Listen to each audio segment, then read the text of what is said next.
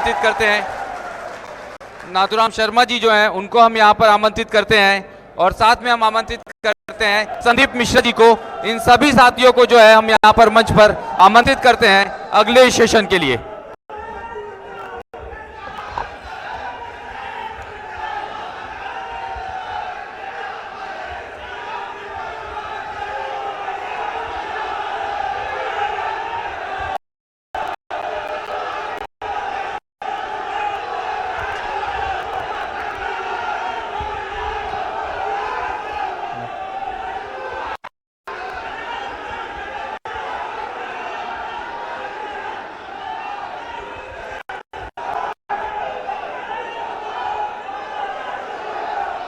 चंबल का पानी जो है वो जोर मारता हुआ यहाँ पर दिख रहा है। अगले सेशन की तरफ हम लोग बढ़ेंगे। हमारे साथ मौजूद हैं देवाशीष जरारिया जी, नरेंद्र सिंह कुशवाहा जी, नाथूराम शर्मा जी, संदीप मिश्रा जी।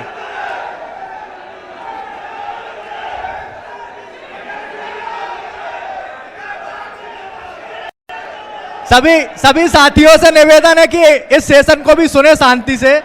कुछ अच्छा सुनने को मिलेगा, कुछ अच्छी बात निकलेगी जिससे भिंड और भिंड के जो लोकसभा है, भिंड विधानसभा है, उसके लिए कुछ अच्छा निकल के सामने आए। हम शुरुआत करते हैं नरेंद्र सिंह कुशवाहा जी से। सत्ताधारी दल के नेता हैं, विधायक रहे हैं, पूर्व विधायक हैं। सर माइक लीजिए। सभी नरेंद्र सिंह जी, अभी जनता कह रही थी कि डॉक्टर नहीं है, हॉस्पिटल तो है, मेडिकल कॉलेज की बात की जाती है, मेडिकल कॉलेज नहीं है, कहाँ कमी रह गई? देखिए 2003 के अगर आप पीछे जाएंगे तो आपको ध्यान में आना चाहिए 2003 के हम पीछे जाएंगे जब भारतीय जनता पार्टी की सरकार बनी और जिसके मुखिया शिवराज सिंह चौहान बने। इस भिंड की विकास की शुरुआत वहां से होती है। 60 साल यहां कांग्रेस की सरकार रही, रहने के बाद चाहे हॉस्पिटल हो, जिसको हम बीमारू हॉस्पिटल कहते थे कांग्रेस के जमाने में, बीमारू हॉस्पिटल है जहां ब्लड बैंक नहीं थी। आज मध्य प्रदेश के अंतर्गत मुख्यमंत्री शिवराज सिंह के नेतृत्व में भिंड हॉस्पिटल पहले नंबर पर मध्य प्रदेश में आया। ये काम किसने किया? भारतीय जनता पार्टी की सरकार ने किया। नरेंद्र जी, मेडिकल कॉलेज की बात करते थे, बड़ा जिला भिंड है, मेडिकल कॉलेज की हमने 2017 में मांग की थी जब मैं एमएलए था, और हमारा यहां से पूरा एजेंडा बन के भी गया था। मैं धन्यवाद दूंगा गोविंद सिंह जी को कि उन्होंने मदद की थी। उन्होंने कहा भिंड में मेडिकल कॉलेज खुलता है तो मुझे कोई आपत्ति नहीं, लेकिन किन्हीं कारणों से वो दतिया चला गया। लेकिन यहां हम लोगों ने मांग की, माननीय मुख्यमंत्री जी ने भिंड को मेडिकल कॉलेज दिया है और बहुत जल्दी उसका शिलान्यास होने वाला है।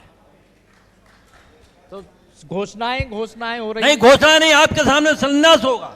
किन्हीं कारणों से दतिया चला गया। दतिया भिंड का एक हिस्सा है, एक जिले में 2 मेडिकल नहीं हो सकते, इसलिए दतिया चला गया और दतिया के बाद भिंड। दतिया अलग जिला, लोकसभा हम देवाशीष लोकसभा एक होती है। लोकसभा देवाशीष चंबल का भी लोग पानी पी रहे हैं और सिंध का भी। क्या बात है, संगठन मजबूत करने की बात कमलनाथ जी कहते हैं, लेकिन देवाशीष को बात करें तो 34% वोट मिलता है और बीजेपी के प्रत्याशी को 54% वोट मिलता है। ऐसा क्यों लगातार 30 साल से? देखिए, उसके बहुत कारण हैं। मैं यहाँ जब लोकसभा चुनाव लड़ने आया तो उससे पहले का जो 2014 का जो मतदान रहा था, तब से कांग्रेस का मत प्रतिशत 1% बढ़ा है, कम नहीं हुआ है।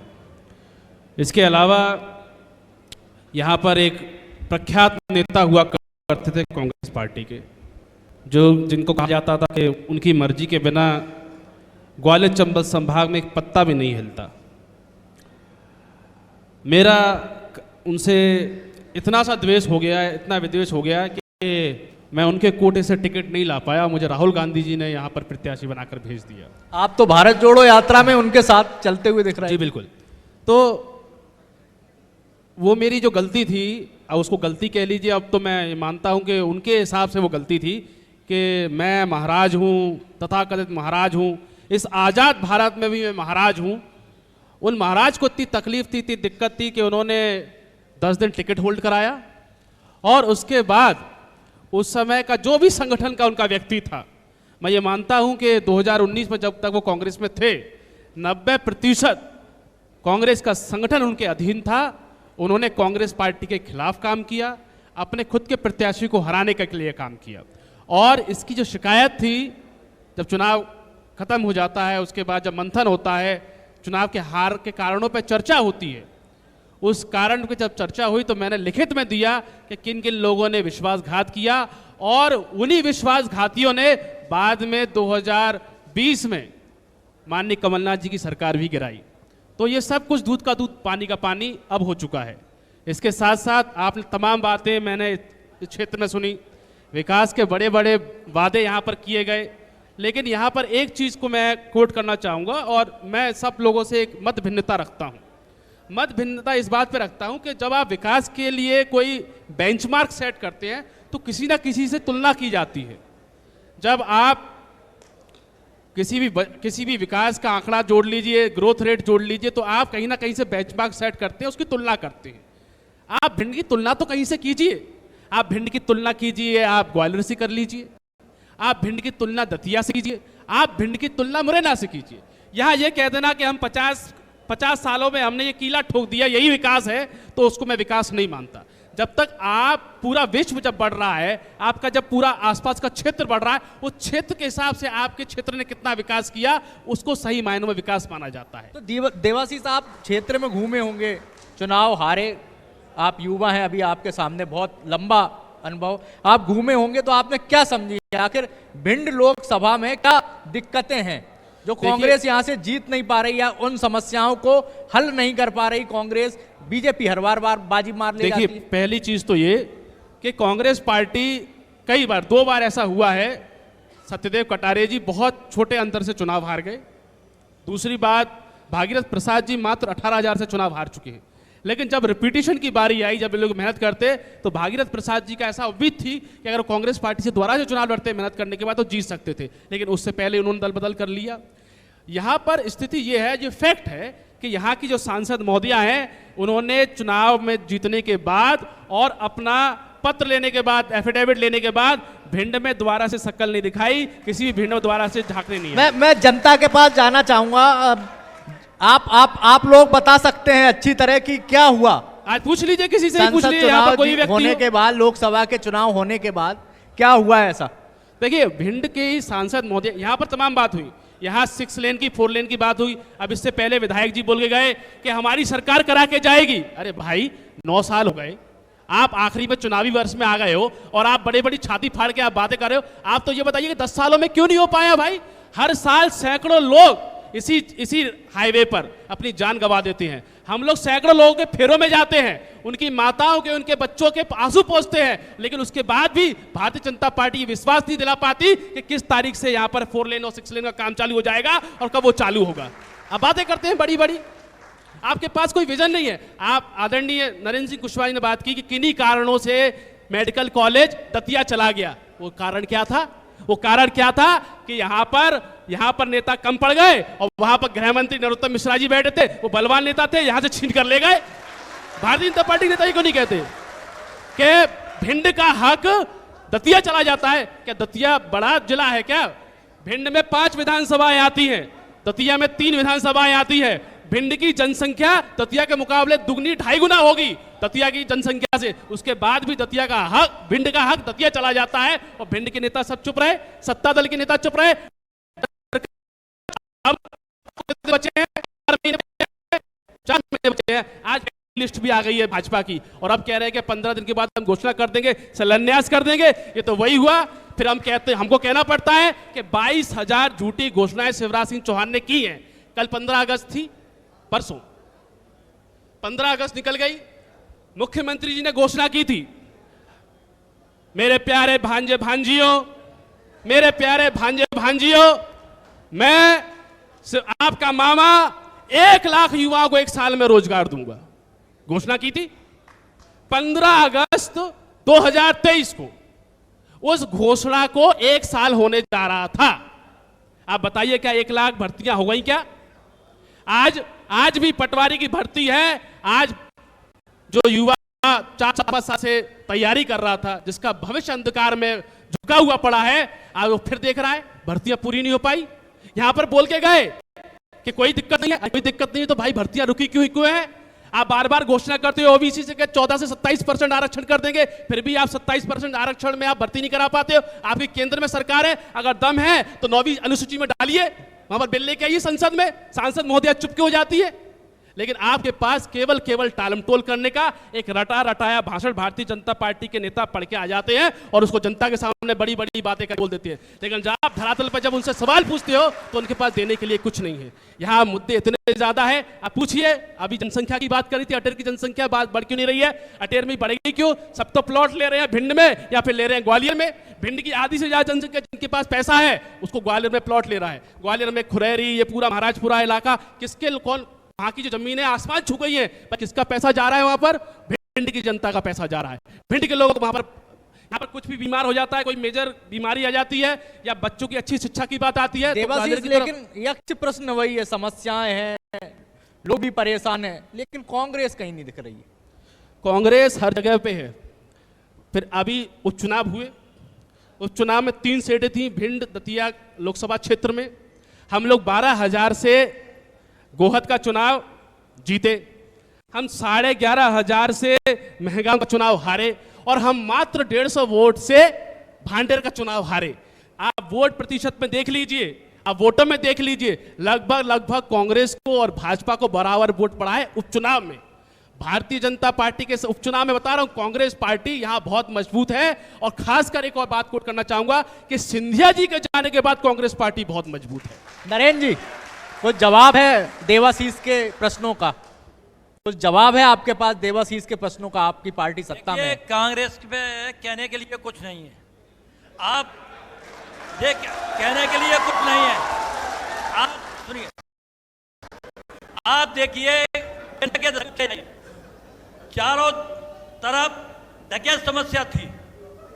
6 बजे के बाद लोग, गांव के लोग भिंड नहीं आ पाते थे और भिंड के लोग गांव नहीं जा पाते थे। लेकिन 2003 के बाद शिवराज सिंह मुख्यमंत्री बने, भारतीय जनता पार्टी की सरकार बनी, आज एक भी डकैत दिख नहीं रहा। ये समस्या किसने हल करी? आप चले जाओ भिंड क्षेत्र की मैं बात कर रहा हूं, आप सनावई चले जाओ, द्वार चले जाओ, लाहौरी, पुलारी, ये सड़कें किसने बनाई? सड़कों का जाल शिवराज सिंह सरकार ने सुनाया। इतना काम किया, आज तक काम किसी ने नहीं किया। जितनी भी जनहितैषी योजनाएं हैं वो भारतीय जनता पार्टी की सरकार में है। लाली लक्ष्मी योजना से लेके जितनी भी योजनाएं चल रही हैं वो भारतीय जनता पार्टी की सरकार में बनी हैं। अबे लोग चर्चा कर रहे थे गौरी के मामले में, जो गौरी का विकास किसने किया?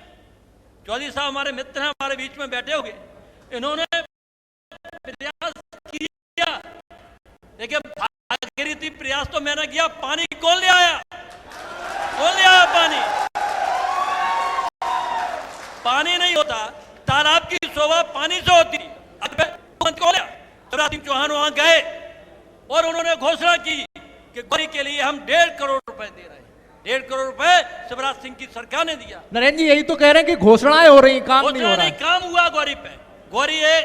गौरी जो है एक तालाब था, अपराधियों का अड्डा था, वो सारा काम गौरी का जो पार्क वगैरह दिख रहे हैं भारतीय जनता पार्टी की सरकार में माननीय शिवराज सिंह चौहान ने किया। किसी बड़े बड़े पेड़ दिख रहे हैं, ये काम शिवराज सिंह की सरकार ने किया है। तो काम तो भारतीय जनता पार्टी ने किया नहीं, भारतीय जनता पार्टी ने काम किया है, उनका संगठन मजबूत है, कई तरह की बातें होती हैं। हमारे साथ कांग्रेस संगठन के लोग भी हैं, नाथूराम शर्मा जी भी हैं, संदीप मिश्रा जी भी हैं कांग्रेस सेवा दल से।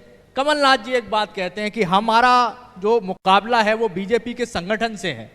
तो मैं ये जानना चाहता हूं कि किस तरह की कसावट आप लोग लेके आने वाले? संदीप जी पहले आप, फिर नाथूराम जी से पूछिए। हेलो बोलिए। हेलो, उस कसावट का ही परिणाम है आज अगर हम मंच पर बैठे हैं और आप डिस्कशन कर रहे हैं तो कांग्रेस इस डिबेट में है। दूसरा, मैं भाजपा के लोग बैठे हुए हैं, मंच पर बैठे हुए आदरणीय पूर्व विधायक जी और यहाँ भी बैठे हुए हैं पूर्व अध्यक्ष जी भी बैठे हुए हैं, मंत्री जी बैठे हुए। इस मंच के माध्यम से भारत की जो हमारे मध्य प्रदेश की विकास की गाथा है मैं आज उठाना चाहूँगा। एक छोटा सा प्रश्न है, आज डीएड का पेपर हुआ था, यहाँ पर अनुराग गुर्जर करके एक लड़का है, इतना विकास हो गया है भारतीय जनता पार्टी के राज्य में कि जो सप्लीमेंट्री की कॉपियां तक छपती थी वो कॉपियां ये कह के बंद कर दी गई हैं कि अब एक ही कॉपी मिलेगी, ना तो उसके पेज बढ़ाए गए हैं। अगर बच्चा अगर अधिक कुछ आंसर देना चाहे तो उसके लिए यहाँ हो सकता है कि अनुराग ठाकुर लड़का भी बैठा हो, वो बैठा हुआ मैं आप मंच के माध्यम से आप पूछ सकते हैं। दूसरा मैं कहना चाहूँगा, अभी वर्तमान विधायक बैठे हुए थे, उन्होंने अग्निवीर योजना के बारे में बहुत कुछ बताया, तो मैं उनसे जानना चाहता हूं भारतीय जनता पार्टी के उपस्थित लोगों से, क्या इस योजना को शिक्षा पर कलेक्टर, एसपी, इंजीनियर, डॉक्टर, अगर इतनी अच्छी योजना है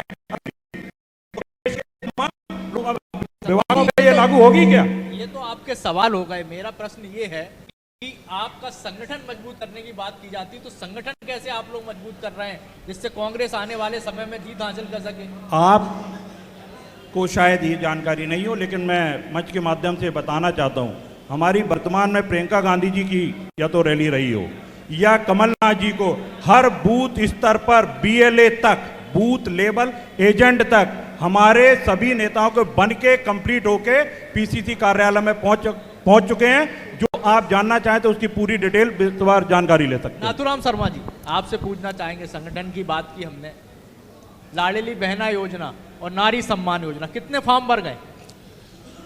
देखिए, पहले तो मैं भिंडी रिस की तपोभूमि पर आपका हार्दिक स्वागत वंदन करता हूं। जो लाडली बहना योजना है,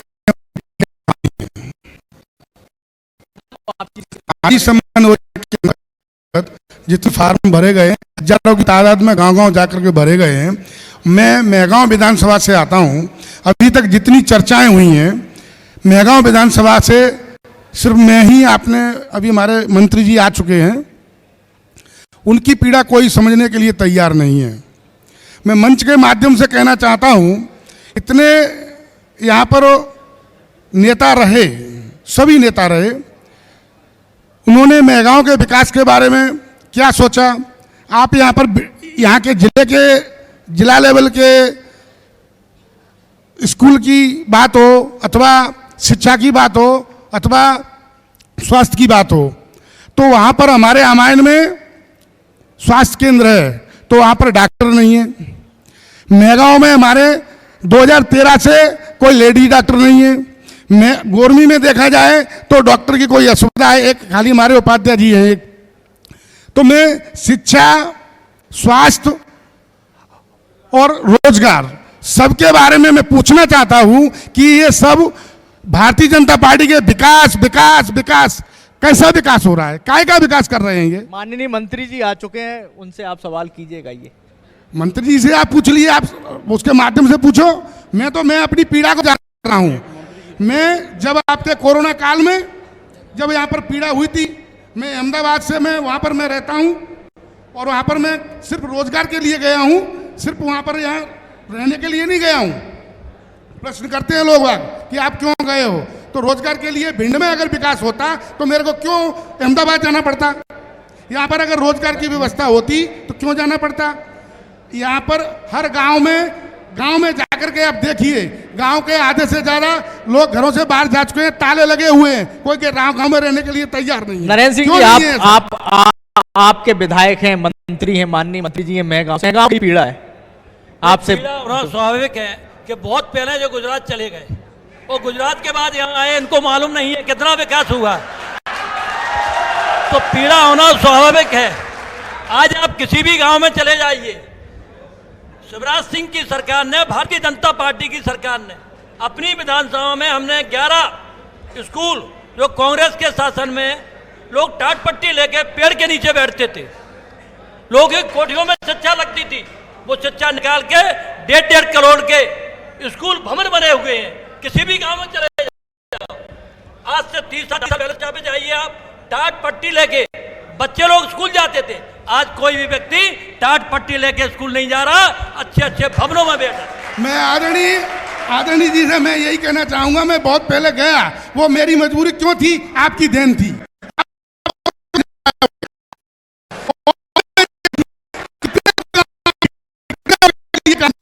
भारतीय जनता पार्टी ने युवाओं के साथ में कितनी खिलवाड़ की है, कितने झूठे वादे करते हैं, लाडली नहीं होना, जीते होगा क्या होगा, जीते कहां गए, क्यों घोषणा करते हो तुम। बहना, मैं मातृभूमि का, मातृशक्ति का आदर करता हूं, लेकिन ये जो है इनकी जो चाल है, चरित्र है, वो पहचाना जा सकता है, और अगले आने वाले चुनाव में हम उनको जवाब देंगे, हमारी पार्टी जो जवाब देगी, आने वाले समय में जवाब देंगे। हमको मालूम है जन्नत की हकीकत, लेकिन छोटा सा एडिशन करना चाहता ख्याल हूं, एक छोटा सा एडिशन दिल बहलाने के लिए काफी है शायद। देखिए, एक अंग्रेजी का एक महत्वपूर्ण शब्द है नॉस्टैल्जिया। आप पुराने गाने सुनिए और आप नॉस्टैल्जिया में खो जाएंगे। भारतीय जनता पार्टी का सबसे प्यारा शब्द है नॉस्टैल्जिया। जब जब हम इनसे पूछते हैं कि भाई 18 साल में क्या हुआ, 10 साल में क्या हुआ, भारतीय जनता पार्टी नॉस्टैल्जिया में चली जाती है। अरे भैया, वो 1970 में कांग्रेस पार्टी ने चेक किया था, अरे भैया 1964 में कांग्रेस पार्टी ने चेक किया था, अरे भैया हम तो ये पूछ रहे हैं 2023 में क्या हो रहा है। दूसरी बात, अब देश आजाद हुआ था, कल देश की स्वतंत्रता को, देश को आजाद हुए 77 वर्ष हो चुके भैया। 77 वर्ष पे 1947-1948 में भारत का पहला बजट पता है कितना था? 197 करोड़ का बजट था। आज भारत का बजट क्या है? 30 लाख, 40 लाख, 50 लाख करोड़ में। आप क्या तुलना करते हो?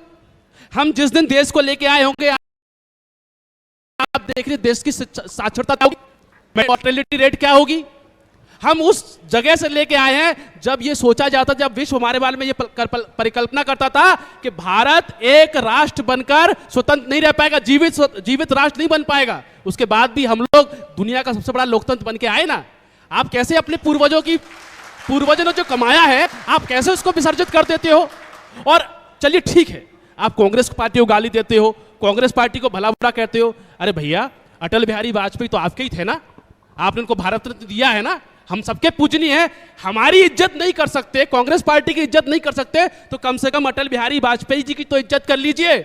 आप 50-60 साल बैक करते करते उनकी सरकार का भी गुण गोबर कर देते हो। इसलिए बोलते समय बहुत ध्यान देना चाहिए और आंकड़े गिनाते समय भी बहुत ध्यान देना चाहिए।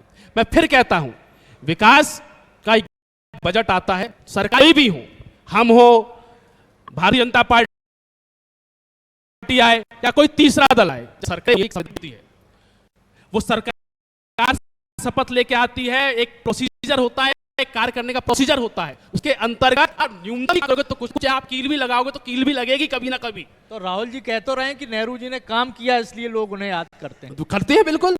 आप बताइए ना, जब भारतीय जनता पार्टी संसद में मोदी जी बोलते हैं कि हर साल मैं एक कॉलेज खोलता हूं, हर साल एक IIT IIM खुलता है, और जब संसद में जवाब होता है तो क्या लिखा रहता है कि 5 साल में कोई IITM IIM नहीं खुला।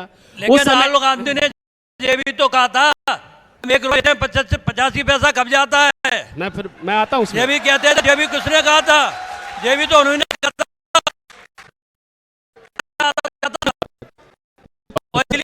नहीं हो पाया। निश्चित तौर पे आज विकास की बात करेंगे तो कांग्रेस का तो एक ढर्रा बन गया है कि नरेंद्र मोदी को गाली देना, नरेंद्र मोदी नींद नहीं आती कांग्रेस के लोगों को। ऐसे ही मध्य प्रदेश में स्वराज के मारे इनकी हालत खास्ता हो रही है। क्या मामा पहुंच गया, मामा कहां गया, मामा कहां गया। और मामा ने लोगों के बीच में काम किया है। मामा ये अच्छे वक्ता हैं। मामा जहां पहुंच जाते हैं तहां बहनाएं, बच्चे, बूढ़े बुजुर्ग, जो लोग यात्रा नहीं कर पाते थे, आज आप कल्पना करिए कि हवाई जहाज से लोग यात्रा करने के लिए जाते हैं। उसमें खबर आई है पेपर में, नहीं पेपर में खबर आई है, मैंने न्यूज़पेपर पढ़ा है, आप लोगों ने पढ़ा होगा कि आधे से ज्यादा भारतीय जनता पार्टी के नेता उन यात्राओं में टिकटधारी थे। तो वो भी पढ़ा है, ये तो हमने ही पढ़ा है। अरे भाई, भारतीय जनता पार्टी का कोई व्यक्ति गया वृद्ध है तो उसको अधिकार नहीं है जाने का। भारतीय जनता पार्टी का भी व्यक्ति जाएगा, कांग्रेस का भी व्यक्ति जाएगा, तो आप भारतीय जनता पार्टी का भी व्यक्ति जाएगा और कांग्रेस का भी व्यक्ति जाएगा। मनाई किसके लिए? आप यात्रा का नाम बदल दीजिए ना। फिर कहाँ जाना है आपको बताइए। पूरे कांग्रेसियों को ट्रक में भेजते हैं, चलने वाली है। लेकिन मैं बस इतना ही कहना चाहूंगा कि हमको मालूम है जन्नत की हकीकत, लेकिन ये ख्याल दिल बहलाने के लिए काफ़ी है। तो ये राजनीति का दौर है और राजनीति में इस तरह की चर्चाएं चलती रहेंगी। अब अगला सेशन होगा हमारे मेहगांव से विधायक और मंत्री ओपीएस भदौरिया जी का। आदरणीय हिमांशु द्विवेदी जी यहाँ पर आएंगे। धन्यवाद दिनेश जी। मैं ये जो सिलसिला है सर वो लगातार जारी रहेगा, जानकारियां हम आपसे लेते रहेंगे। आपका आखिरी कमेंट लेते हैं इसी साथ में। बिल्कुल सर जी।